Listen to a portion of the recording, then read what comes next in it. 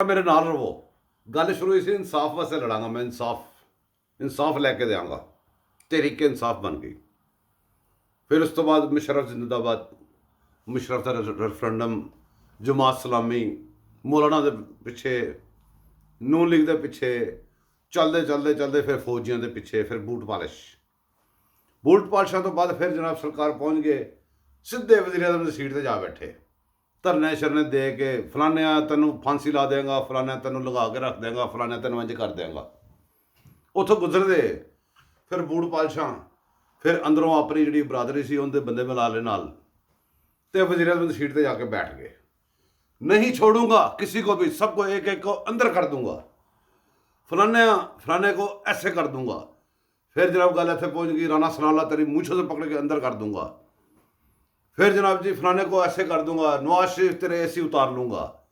फिर जनाब जी नवाज शरीफ तुम ज़रा इधर आओ, फिर मैं जा रहा हूँ उसको लेने के लिए। फिर जनाब जी तुम्हें खुदा का नाम है वापस आ जाओ। वो करते करते बड़े कार्रवाइयाँ पाते पाते गल अगे जाती रही।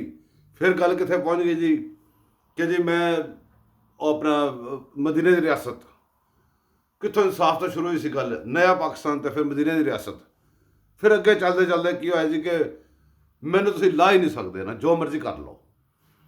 फिर कितने गल पहुँच गई, मैं शुक्र अदा करांगा मेरे खिलाफ तरीके इंसाफ तुसीं तरीके अदम एतमाद लियाओ।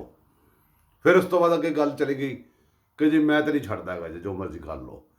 जूत फिर के बाहर निकलिया। हुण कहंदा जी नवा पाकिस्तान, अपना की कहंदे ने जी कि आज़ाद पाकिस्तान, कारकरदगी सिफर, तो कहना जी मेरे खिलाफ साजिशां। वो यह बंदा, इनू बंदे जिहड़े मनदे ने, जिहड़े इहदे पिछे हाली टुर पे ने, वो इहनू एक दफ़ा पुछ के देखन कि भाई तू पाकिस्तान वास्ते की कीता है, 3-4 साल हुकूमत की है, की कीता है?